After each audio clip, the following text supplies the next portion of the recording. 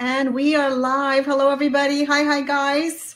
Welcome to Simplicity Circle interview with somebody very special. And before we dive in, I want to read something out of this very cool book. Opportunity is changing right now, and that is making it harder. And I have an opportunity apparently to keep my UPS guy. There's nothing. Sorry. That is funny.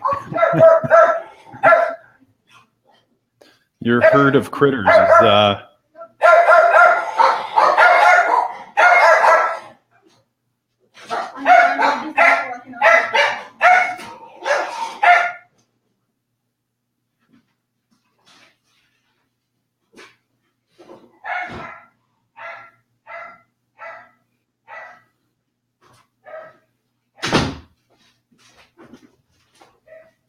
So I don't know if God is telling me something about this, because that happens quite a lot. The intruder has been dealt with, it sounds like. I'm so sorry I left you alone. People are wondering what happened. I'm back, and I wanted to read something important to you from the book, Opportunity.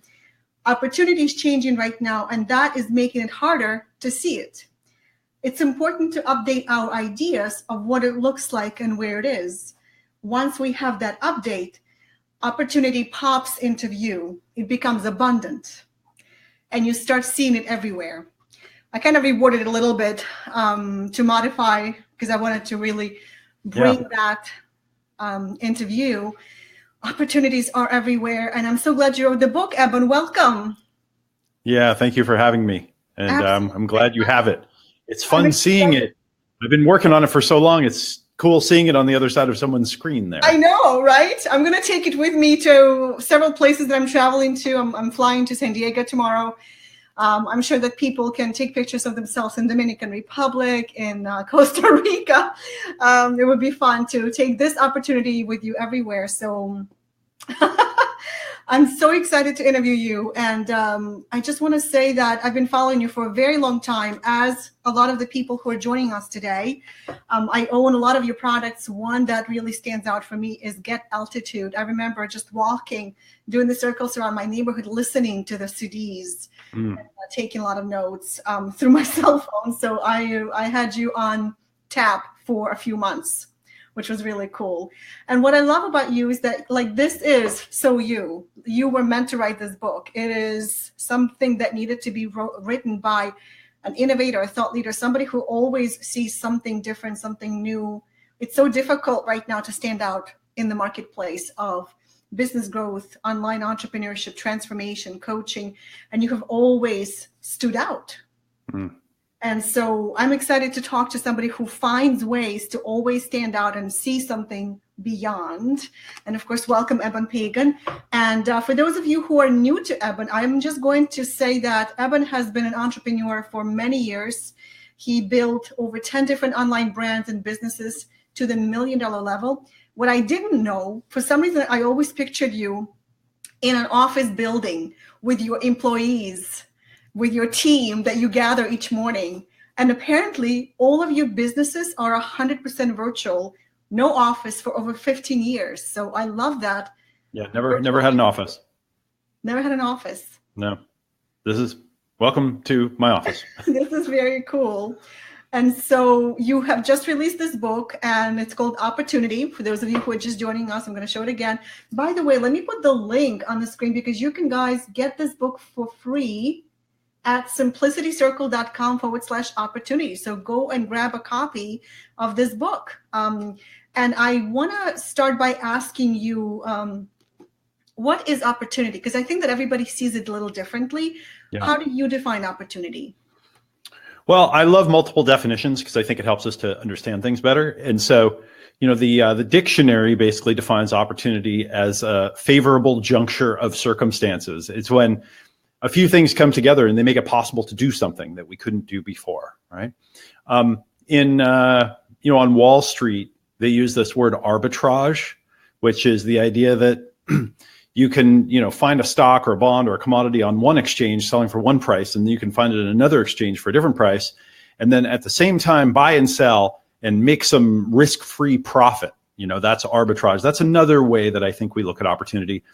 In online business, a lot of times they call it arbitrage when you can run an advertisement and maybe spend $1 on advertisement over here, but maybe make $2 in sales or $3 in sales. That's kind of an arbitrage type opportunity. The original word back in Latin was opportunus, and what it meant, it's a fascinating word. What it meant was when you were on a ship and you were sailing toward your port and you got into the harbor where the port was, and you kind of had the wind at your sails and you could see the port, you could see the destination where you were going. That's when you were in that state of opportunus, or opportunity. And I think it's a wonderful metaphor. I think really of opportunity as a place where there's value that's unclaimed in the world. It's a place where there's just unclaimed value. A lot of people think of it, like this juncture of favorable circumstances, that because it's out there, you're walking through the world, maybe you see some money on the ground and you pick it up. There's an opportunity. Mm-hmm. What I'm trying to bring to the conversation is that I think opportunity is something that you create. Opportunity is more of a creative activity than it is something that you just stumble across. Now, of course, sometimes we just find opportunities in life, but too many people are waiting at home, waiting for someone to knock on their door and say, I have an opportunity for you. And those things don't often turn out actually to be opportunities. The real opportunities in our lives are the ones that we go out and we proactively look for, we search for, or we build a life or a business or a social structure so that the opportunities, we find them proactively, or we create the systems so the types of opportunities that we want come to us. So this is interesting. As you were saying, in Latin, it means opportunist. I heard you say opportunist. And I immediately started getting some negative connotation because in Russian, I'm from Ukraine, so I speak Russian. Opportunist is it's a negative word. It's a negative thing. It's like you are an opportunist. You take advantage of other people when they, the way that I see an opportunist is somebody who is buying a house that just went on foreclosure. Somebody's taking advantage of someone else, so that's an opportunist. But the way that you're talking about it is more of a seeing potential value or capturing potential value in a situation or in a market or in something you're seeing. And my next question to you was going to be, how do you recognize opportunity? But the way you said it is you create opportunity. Can you create opportunity by recognizing it? Like, how do you recognize opportunity? Yeah, well, I'd like to speak to this concept of opportunist because it's an important. So a lot of people don't really talk about opportunity in our industries. It's a word we don't say very much. Sometimes there's this idea of business opportunity or biz op or scam. Scam, exactly. Investment opportunity. It's presented as, this is a one-time thing, and then it turns out that it's not. It's actually a scam. And people who are opportunistic, or people who are opportunists in the sense that you're talking about, they're moving through the world looking for something like a short-term, instant gratification, type fix. Mm-hmm. In the finance world, the opportunists, the way I think of them in the bigger picture, are the people that do like these leveraged corporate buyouts where they take control of a company and then they break it into a bunch of pieces and they sell it off. Mm-hmm. And then they make some profit, but at the cost of the whole business. And a lot of times, people and families and things like this. And there are some people that's how they approach life, is they're very opportunistic, and they're just looking for where they can get something quick and short term. And that isn't the sense that I mean opportunity in this book. That's not what I'm trying to talk about. What I'm trying to bring is a more holistic look at opportunity. And it's the discovery and the development of opportunity across your whole life. Now, the book is focused on business and investing in money because that's where most people are interested in learning about opportunity. But as you find when you go deeper into it, the principles apply across your whole life, to your health, to your relationships, to your purpose, to your contribution. There are opportunities for all of these things. And then to kind of speak to your question about how do you know if something is an opportunity for you, part of the challenge, and one of the reasons why I wrote the book here, is all of us are now facing more and more options in our lives, more and more options and more opportunities. So we have more opportunities, or let's just say more options, to try new foods, to travel to new places, to meet new people, to have new experiences than we've ever had. And this is all fueled by technology and the internet and connecting us to all of this knowledge. We have the opportunity to learn new things, which gives us new skills. And then the new skills and knowledge give us access to new work or new jobs or to start new businesses or to make new types of investments. So we have all of these options, which then lead to all these different opportunities, but they're exploding exponentially. And past a certain threshold, I mean, if you only have one option in life, that's not seen as a very positive thing. If you get two options, it's like, that's great. I've got another option. I have choice now. If you have three options, that sounds even better. But once you get to like 4, 5, 6, 10, 20, it starts to become overwhelming. And we start to experience what I call opportunity shock, which is there are so many options and so many opportunities that it's confusing because our minds are not meant to deal with an overabundance of these kinds of things. And oftentimes we just shut down and we go read the news or we check our, text messages or, we, zone out and eat some junk food or something like that. Yeah. And so having a system to manage opportunity, a way to think about opportunity is becoming more and more important. And then to get to the next piece, which is because opportunities are coming in different parts of our lives, where in one day, we might have an opportunity to go do something physical, like some friends call us and say, hey, let's go hike up this mountain together. And then the same day, maybe we get an opportunity to go on a date with an attractive partner.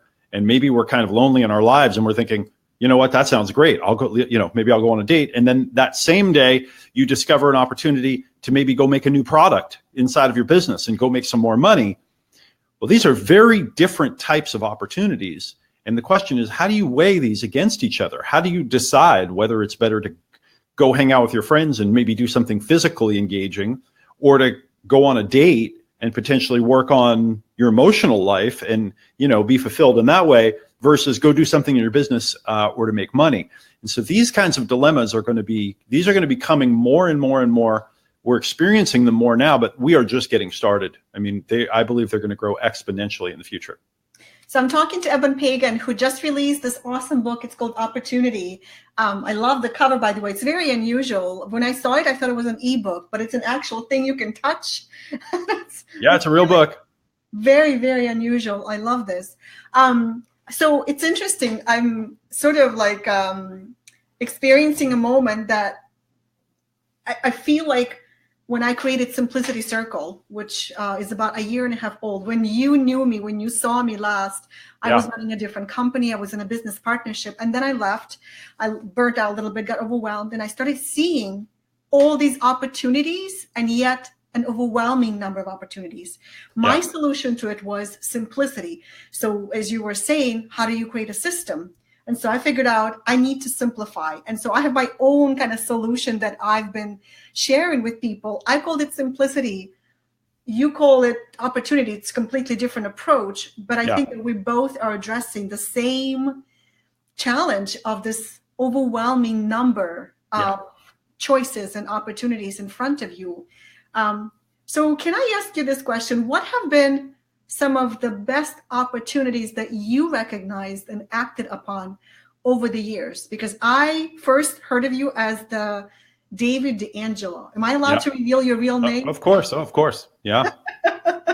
Yeah. I've never been, it's kind of like a fun thing that I did. It's never been like super secret or anything like that. Well, it was a secret to me. When like, oh my God, it's the same person. So you had a pseudonym for your other business where you were teaching dating strategy. Sure. And I knew you as Eben Pagan, the author, the creator of Get Altitude.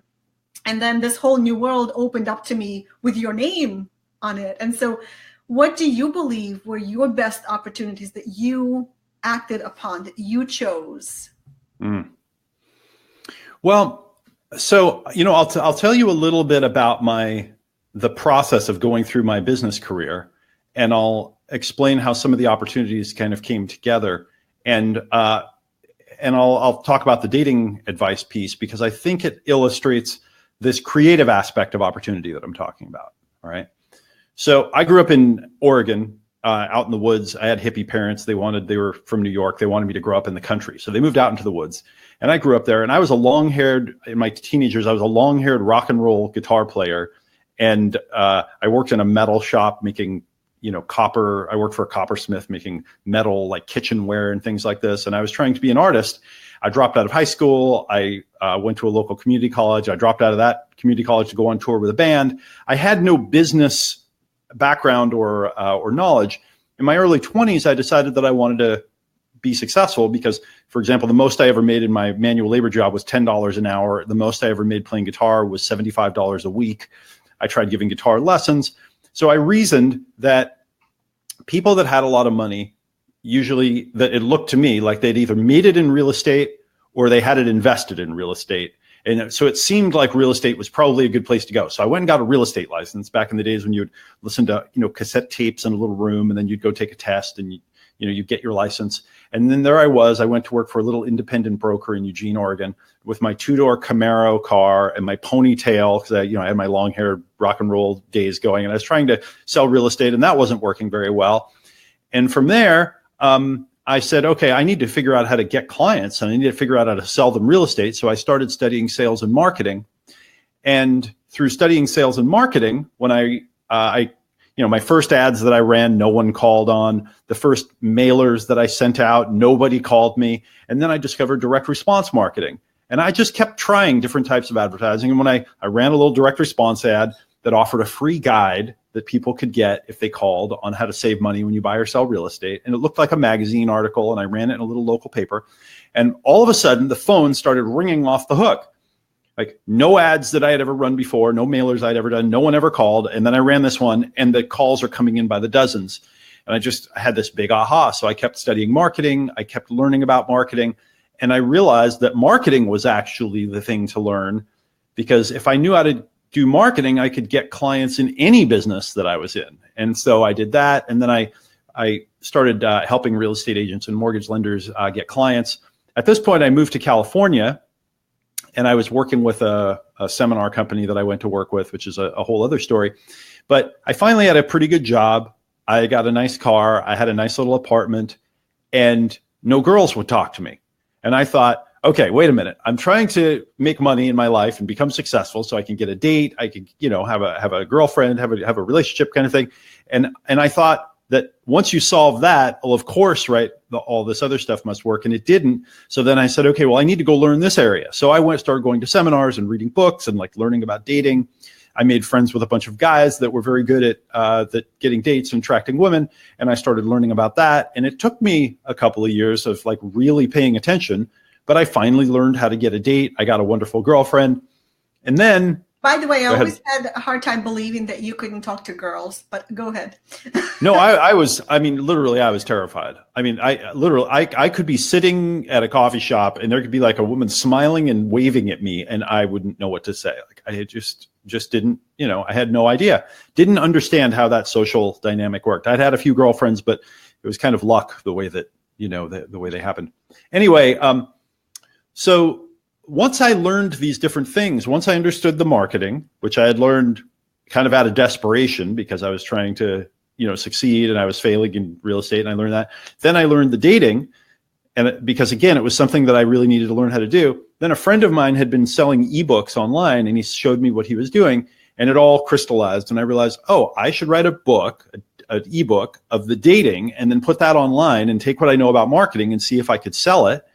And it was just one of, many different ideas that I tried. And that was the one that took off and became really successful. The book was called Double Your Dating. And I used the pen name David D'Angelo.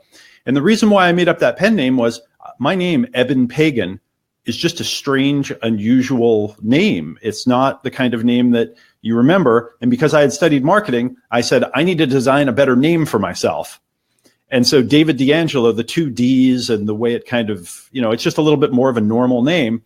And I, even on my websites, I would put things like, this is just my pen name. I wasn't, I wasn't super secretive about it. I just needed a better name. In fact, when I started, you talked about the altitude program that I did, my first business course. Yes. So that business, after it grew and became very successful, I started teaching business. My first course was called Altitude. Right when I created that course, I had to make the decision. I was going to change my name legally to David D'Angelo, because that had been now the name that I had become, well known on in the dating space. But every time I would have my friends, I would interview them, or I had a couple of them come to some early programs, like one early program I did. They all knew me as Eben. And so I was in this dilemma, and then I just stuck with Eben for my business stuff. And so, yeah, it's funny. Some people know me as David because of the dating stuff. Some people know me as Eben. I guess I'm lucky to have a name that is unusual, but it is easy to remember and to spell once you know it. I bought Milana.com from a Korean guy many years ago for $300. Amazing. Who would not give it up for less than that. And I said, that's all I can pay. I still had a job back then. But something I'm picking up, and I'm hoping that the viewers and guys, thank you so much for your comments. I'm watching what you guys are writing, so thank you. I'm picking up that the moments that you had your biggest opportunities come to you and work for you are the moments that followed you recognizing your own biggest problems and solving those. Well, that's it. I mean, one of the challenges that people have is just knowing what they want. I mean, we all hear about this. You know, we all know that setting a goal is often hard because to pick one goal, you have to not pick all of the rest. Yeah. The implication of deciding what you want is that you have to say no to a lot of things. You know, Steve Jobs, he said, innovation isn't about creating new stuff. It's saying no to 1,000 things. And actually, as you learn to manage opportunity, especially as they increase, and especially as you build a social network, you build a business, you build a life that brings you more opportunity, it actually turns into this: no, no, no, no, no, no, no, no, yes. No, no, no, no, no, no, no, no, no, no, no, no, yes. And you have to learn to say no to a lot of things. For example, I learned from Warren Buffett and Charlie Munger. They're the world's most successful investors. Warren Buffett, one of the richest people on the planet. Their goal is to make one good investment per year. That's what they're looking for, one good investment per year. And they say some years we don't even find one. So they just hold on to their money, right? They're saying no to so many investments. And so I learned that early on. And several years ago, I started investing in technology companies because it seemed like that was a good place to make investments. And so now people know to come to me if they have a company that they're starting or if they're, building a piece of software or something. And so I get approached constantly by people who want me to look at their ideas or take a look at their startup or consider investing. And as much as I can, I try to say yes and look at their presentation, look at their idea. And I tell them right up front when we're talking, I tell them I try to make one investment per year, and I look at a bunch of different opportunities, to make that one, so that there's no confusion, so that it doesn't, I'm not stringing them along, I'm not, leading them on anyway. I try to be very honest about it. And I just look at them all, and I wait until I find the one that just looks the best, the one where it matches my skills, I have some knowledge, I think I could make a difference, it's at the right stage, I can see that they've got some proof of concept, I have all of my criteria, and then I make those investments. And I also haven't been able to find one per year. I maybe got 5 or 6 that I've made in the last, 8 or 10 years or something like that. But so far, because I've only chosen the best ones, so far they're all successful, and none of them have gone under. A few of them have gone over and are growing very rapidly and doing very well. And I expect them to be successful. And that's the thing about opportunity is because it's increasing so much right now. And some people would say, what do you mean? I don't feel like I have more opportunity. I feel like I have less. When you take this creative approach and you go looking for opportunity, you actually go proactively searching for it. There's so much out there. My friends, my entrepreneur friends who are better at opportunity and some who are even more opportunistic, I am just hearing them say right now consistently that they've just never seen a time like this where there's so much opportunity in the world. And so if you get creative and you go out and you create it for yourself, you see how much there is. You have to learn to say no, and you have to take this kind of smorgasbord, buffet approach where you don't say yes to everything. You only say yes to those things that are the very best opportunities for you, for your goals, for your life. Yeah. First of all, if you would like a free copy of Eben's new book, Opportunity, the link is on your screen, simplicitycircle.com/opportunity. Eben is just releasing this book. That's the only reason that he's giving it away for free. So take the opportunity and grab your free book called Opportunity at this address. I want to ask you an important question. So Simplicity Circle is filled with coaches, authors, speakers, experts, online entrepreneurs. Yeah. I'm curious if you're willing to share, where do you see opportunity in the coaching and personal transformation world?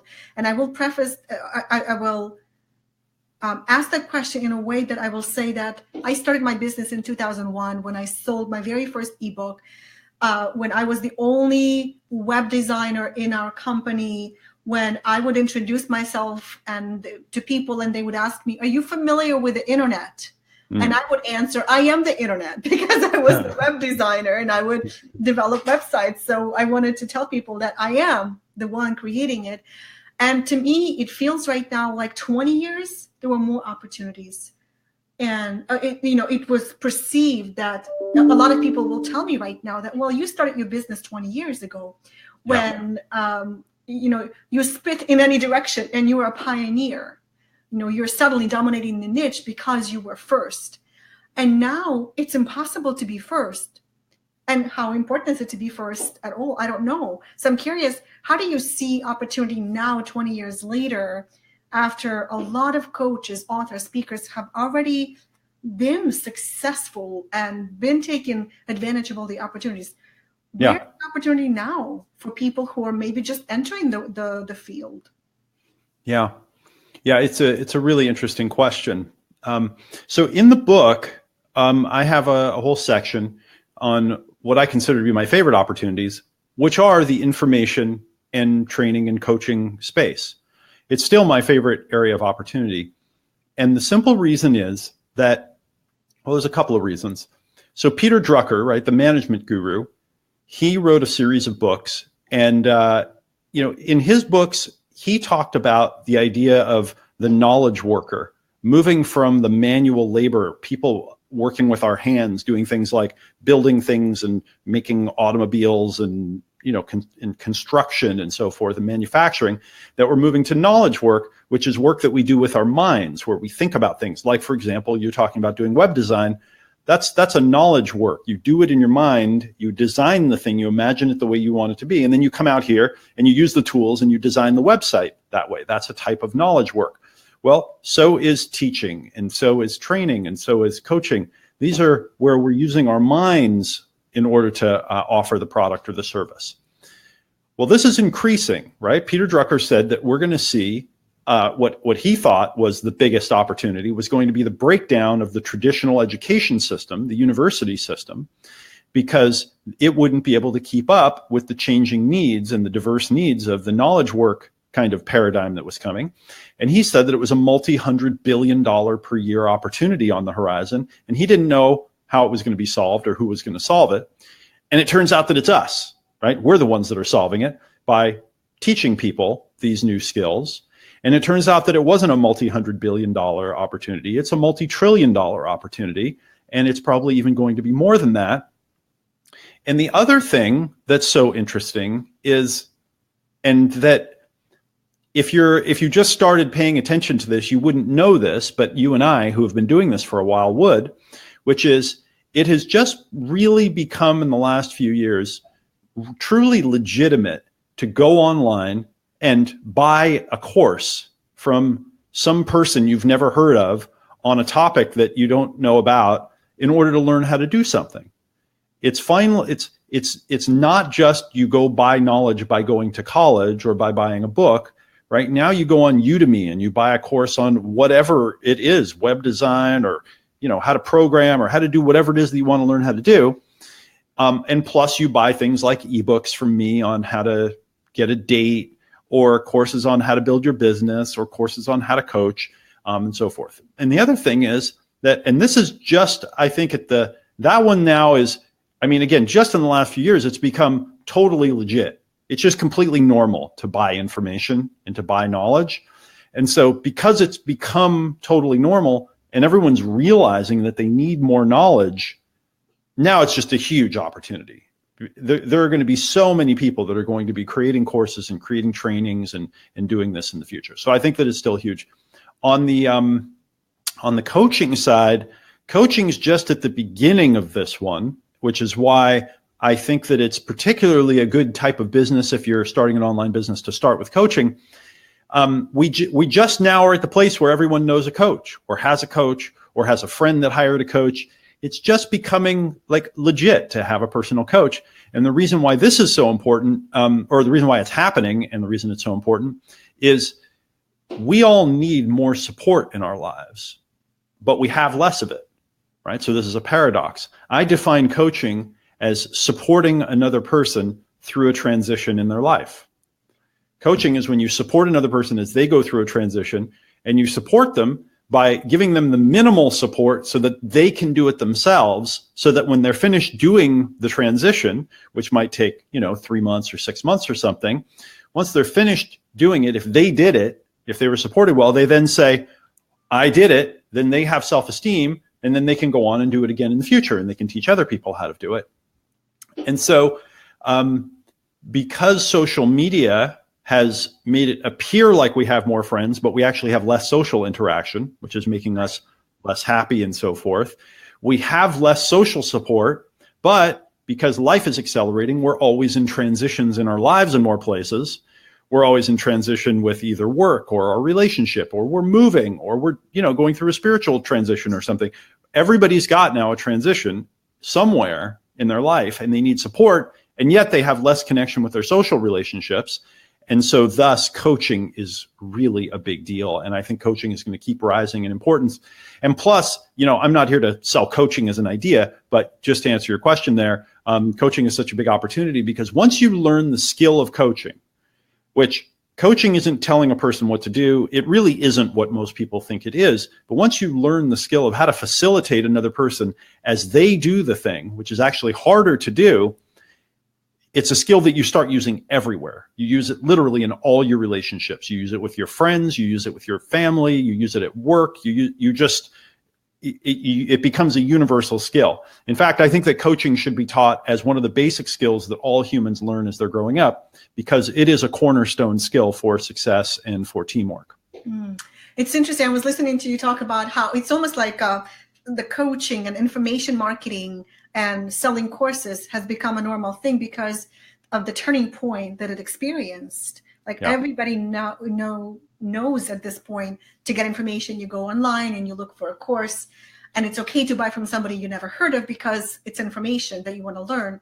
I think the same thing happened with online dating. Back in college, my best friend met his wife from another state online, but he was afraid to tell me that.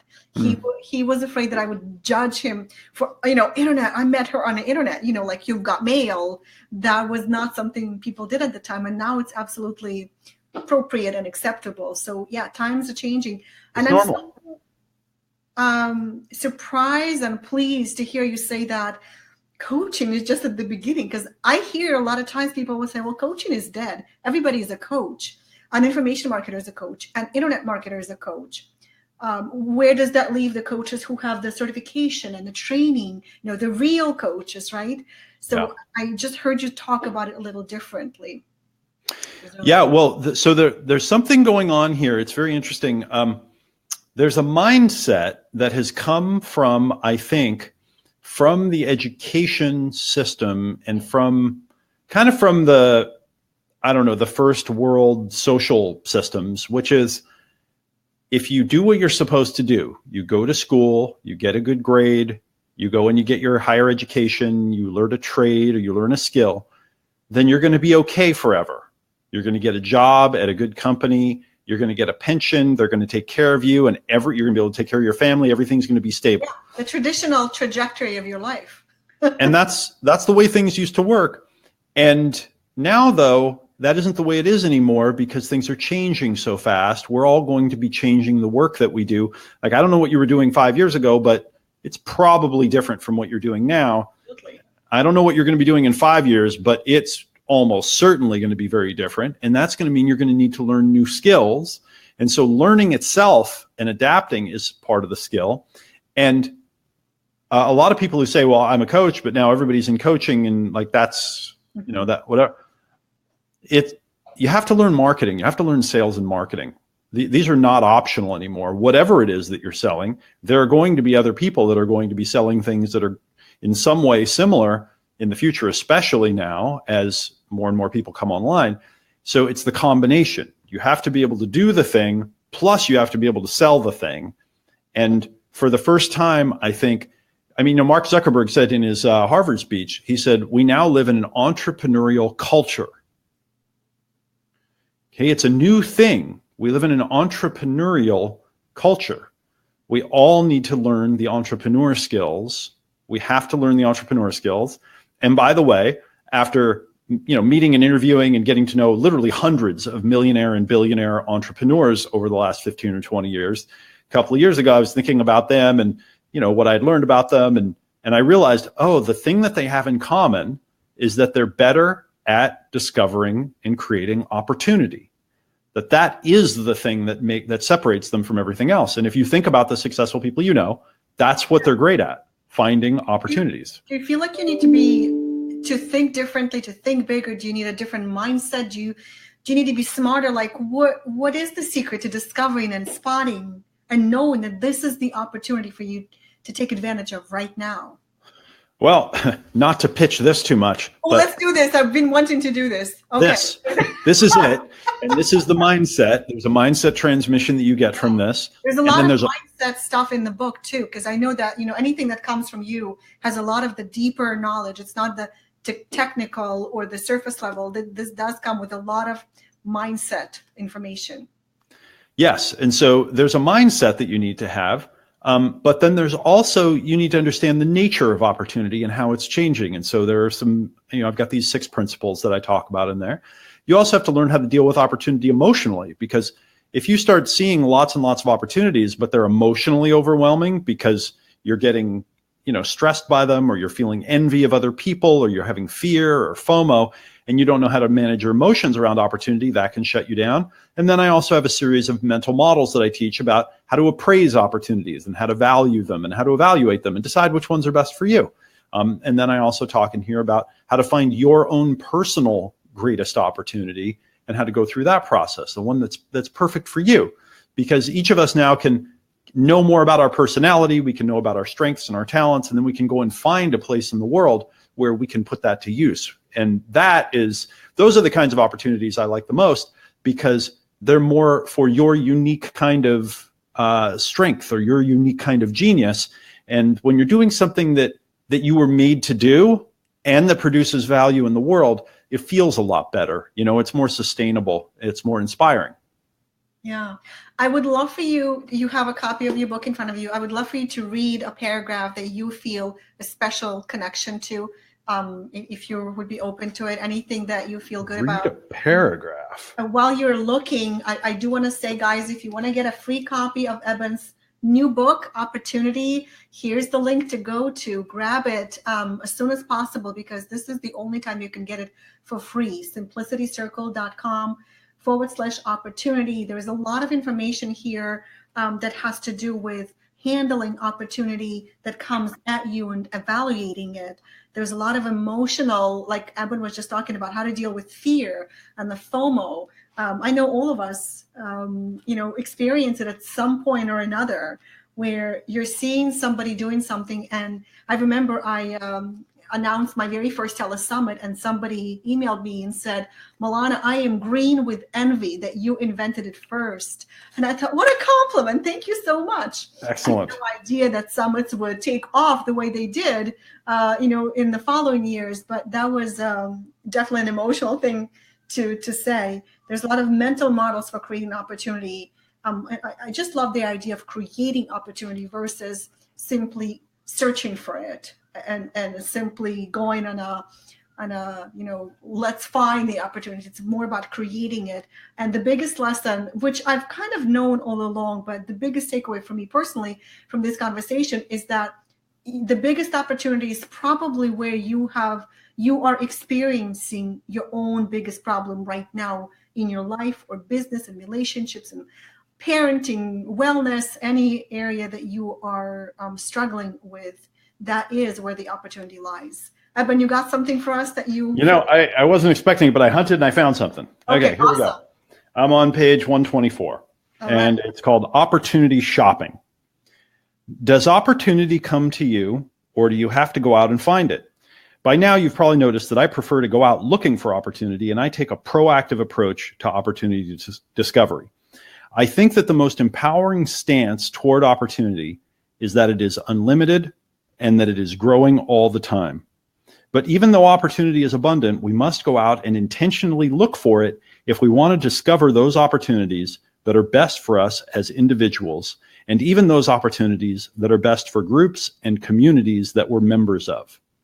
It's a balance that we must strike. We must know that opportunity is everywhere, but we must also go out and look for it. It's about seeing opportunity all around, but only selecting and developing those opportunities that are best for us. It's about keeping an open mind about doing new things, but also focusing on those opportunities that will bring the most benefit. That's awesome. Finding the opportunities that are best for us, or developing the opportunities that are best for us. That's kind of the definition of simplicity. So I'm feeling a little proud of myself here. Evan, this has been a pleasure. Thank you so much for spending your afternoon with us a little bit. I know that you have a very busy week, and also by saying yes to this opportunity to be on Simplicity Circle show, I'm going to say you gave up an opportunity to be somewhere else. So I definitely appreciate that. It's the whole like economics, right? And so excited for your new book. Is this your first book, like an actual print book? Is this your first book? It is. It's the first time. So, and I took I spent a whole year on this. I really read that. That's amazing. Yeah, I put a whole year into this. And by the way, when you come and get it, because we're doing our launch, we give it to you for free. I'll send this whole book to you for free. You just pay the shipping and handling. We also have 4 great bonuses. You get on a live class with me called The Best Opportunities of 2018. You get some videos of mine. You get a bunch of surprise bonuses, all just as a gift because we're doing our launch. Plus, we've got some discounts on our other programs that you get. So just come and get it right now this week. I mean, I put a lot into this. This sums up about 20 years of studying success and entrepreneurship. And it's a skill that in the next few years, once you learn this, it'll change the way that you look at reality, and it'll become more and more valuable to you. If you only read one book this year, this is the one. Thank you so much. I love the fact that you're doing the class about finding the opportunities in 2018. I think that this book can really serve as a springboard for a lot of people who are going to be watching this video to really, get out of the confusing place that a lot of people are in right now because there's so much out there. And so for you to read this book and to really start evaluating opportunities, both mentally and emotionally, is going to be really, really valuable as an experience. So go get the book, simplicitycircle.com/opportunity. Evan, it's been my pleasure. Thank you so much. We are out, guys. Bye, everybody.